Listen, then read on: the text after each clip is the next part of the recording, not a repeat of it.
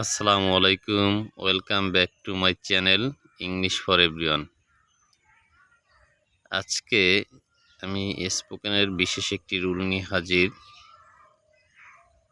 আমরা বাংলা বাক্যে অনেক সময় এরকম ব্যবহার করে থাকি, আমি না যেই পারি না, আমি না করেই পারি না, আমি না লিখেই পারি না, আমি না পড়েই পারি না, আমি না পাঠিয়েই পারি না। এরকম অসংখ্য বাংলা বাক্যকে ইংলিশ করার এক জাদুকরী কৌশল নিয়ে আজকে উপস্থিত। তো বন্ধুরা, সর্বপ্রথমে এরকম বাংলা বাক্যকে ইংলিশ করতে হলে আমাদেরকে যে বিষয়টি খেয়াল রাখতে হবে সেটা হচ্ছে subject plus can not but plus V1 বা ভার্বের প্রেজেন্ট ফর্ম। আমরা এভাবে বলতে পারি, আমি না লিখে পারি না, আই ক্যানট বাট রাইট। আমি না পড়েই পারি না, আই ক্যানট বাট রিড। আমি না যেয়েই পারি না, আই ক্যান নট বাট গো।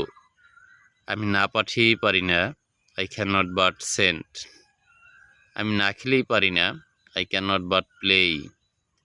আমি না করেই পারি না, I can not but do. আমি না ব্যয় করেই পারি না, I can not but spend. আমি না বিশ্বাস করেই পারি না, I can not but believe. আমি না শুরু করেই পারি না, I can not but start.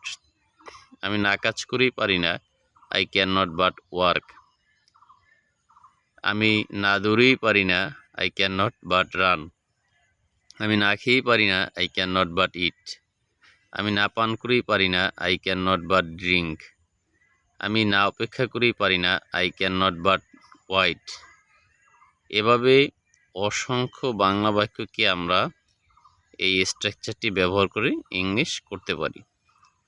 তো আমাদের যে কাজটা খুবই জরুরি সেটা হচ্ছে আমরা ইংলিশ অনুশীলন করতে হবে খুব গভীর এবং মনোযোগ সহকারে। তো বন্ধুরা, আমাদের উদ্দেশ্য হচ্ছে আমরা স্পোকেনে সুদক্ষ অর্থাৎ তুখর হওয়া। কাজেই নিয়মিত এবং নিয়মমাফিক আমরা যদি চর্চা করি তবে অবশ্যই ইংলিশে তুখর হওয়া সম্ভব।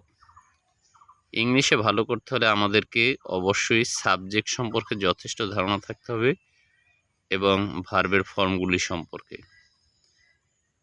তবেই আমরা ইংলিশে অনেক ভালো করতে পারবো।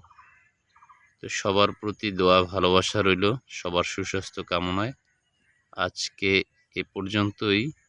আরেকটি বিশেষ কথা না বললেই নয়, আমার ভিডিও যদি আপনাদের ভালো লাগে তবে অবশ্যই সাবস্ক্রাইব করুন আমার চ্যানেলটি, লাইক কমেন্ট শেয়ার করবেন এবং ইনশাল্লাহ আমি যথাযথভাবে আপনাদের সকল প্রশ্নের উত্তর দেওয়ার চেষ্টা করব।